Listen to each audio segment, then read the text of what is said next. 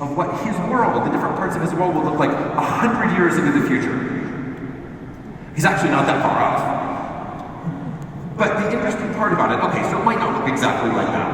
We'll let that go.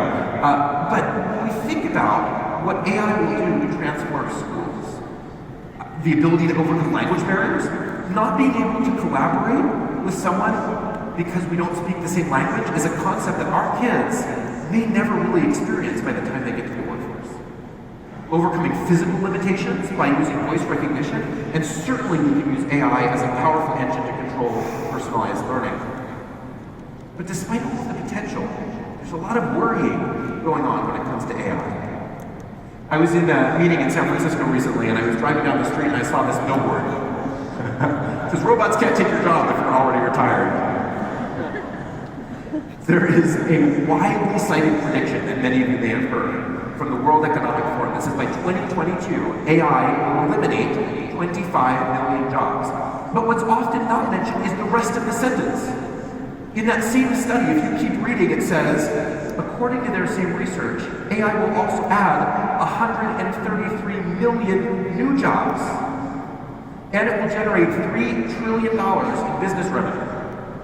Just to put that in context, if AI was a country, it would be the 5th largest country in the world by GDP. So, my message today is that when it comes to AI, we may be freaking out about the wrong thing.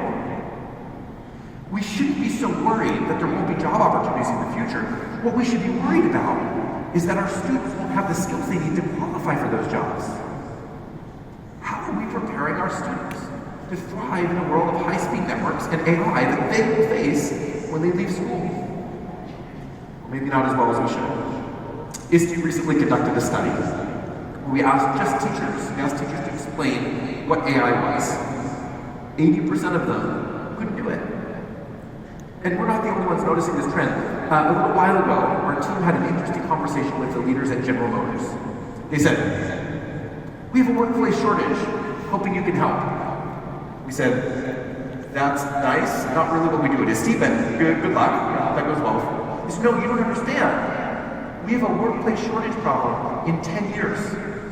You see, all of the cars that we're developing will essentially be drivable computers with a steering wheel. Or maybe not even with a steering wheel. And in order to have the workforce that we need to design and build them, we need students today that are learning about AI in schools, and they're not." We said, "Well, there's this thing called the internet. I'm sure you can go and search and find some materials for teachers that could help." And they said, "Really, go try it." So we had our research team go and search all over the place, and we found that there was nothing for teachers about how to talk about AI with students. Anyway, to make a long story short, we partnered with General Motors and created the first course to help teachers learn how to talk to students about artificial intelligence. It's already one of our most popular ISTU courses, with teachers participating from almost every state and 10 countries around the world. But our collaboration with General Motors has opened my eyes to a bigger problem. I hear people talking about the amazing new world AI will bring, but they're not talking about the fact that in order to create that world, it's entirely dependent on teaching a whole bunch of new skills to millions of new people. Even education organizations are missing this link. It won't just happen. Teachers are the link to the future.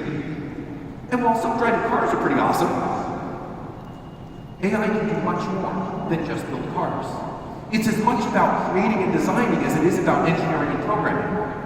My wife Chandra, who's sitting right here, I'm worried that I might work her into my talk. I won't do that, don't worry. She's a professional violinist, and the symphonies that she plays for centuries have been composed by somebody using paper and notes. Here's where all the music teachers in the room get mad at me. But the future of music composition is starting to look very different because of AI.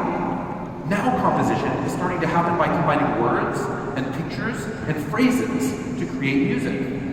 In fact, at the end of the session today, you'll hear a song called Break Free, composed by Terrence Southern, completely composed using an AI tool called Amber.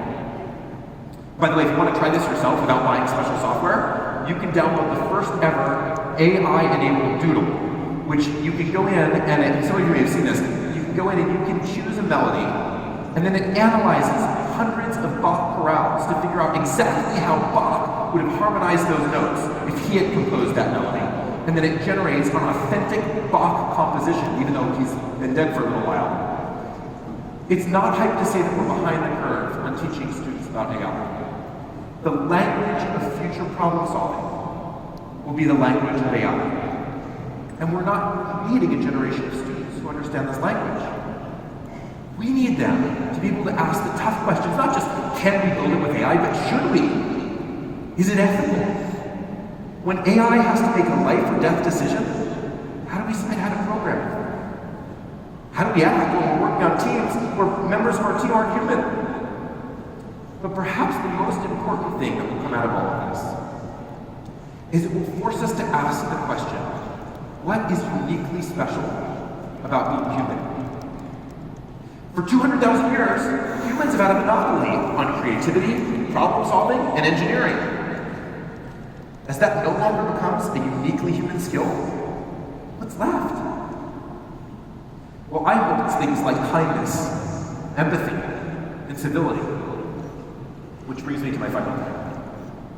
Our 40th anniversary gives us a chance to reflect on what we stood for in the last decade and what Iste should stand for in the future. Last year at our conference in Chicago, we talked about the need to evolve our thinking around teaching digital citizenship. Far too often, digital citizenship is taught in a negative way. Here's a list of things not to do online. And while I deeply appreciate the intent behind all the anti-cyberbullying campaigns, we don't teach other things as anti in our schools, right? I mean, we don't have like an anti-illiteracy campaign. We teach people who love to read. Digital citizenship shouldn't be a list of don'ts, but a list of do's.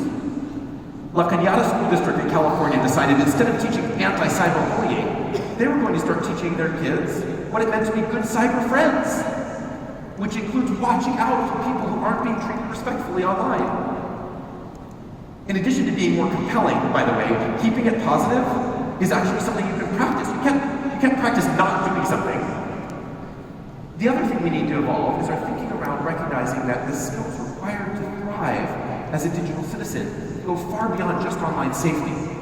It includes being respectful of people with differing viewpoints from our own, recognizing fact from fiction online, using technology to engage in civil action, knowing how to have the right balance of activities online and offline, and of course knowing how to be safe and also create safe spaces for others.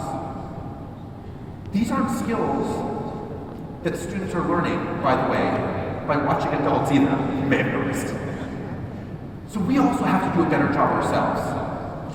Last year in Chicago, we challenged you to commit to doing at least one thing differently to teach digital citizenship in a positive, broader way. And we asked you to share your stories. We got so many stories, I wish I could take the time to share all of them with you, but let me just give one or two quick examples. Laura Carey, a 5th grade teacher in California, committed to modeling good digital citizenship by citing all of the sources that she used. In her words, no more snatching an image just because it's for my class. Or a technology integration specialist from Elk Grove, USD, who committed to supporting students in their words, using technology as a global microphone to connect communities beyond their classrooms.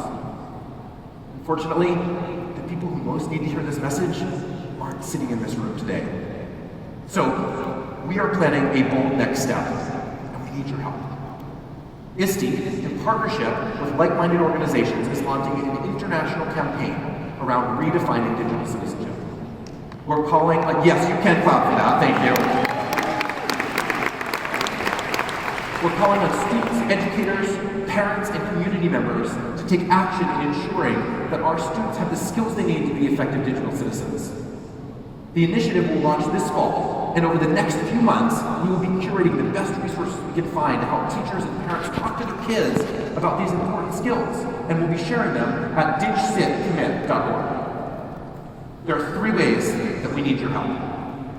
First, help us design this campaign by coming to our DigCit Commit design session today at 1:15 in the Marriott Independence Ballroom. Second, join the Digital Citizenship Professional Learning Network that you have access to as members of Iste and share ideas about how you're teaching digital citizenship. And third, sign up to be a digital citizenship ambassador in your school and community by going to digcitcommit.org and signing up there. You can all do that last one. With your help, we have a shot at creating a radically better future. One of my favorite movies is a movie called Sliding Doors. Has anybody seen it with Gwyneth Paltrow? Yeah. Way not enough of you have seen it. You need to go and watch it. That's your homework. Go and watch that movie after this. For those of you who haven't seen it, I'm going to try to explain it without totally giving away the plot. So, Sliding Doors. So, Gwyneth Paltrow is running down, the movie opens, running down the stairs to catch a train in London's Underground. She barely makes it, the door shut, and off the train goes.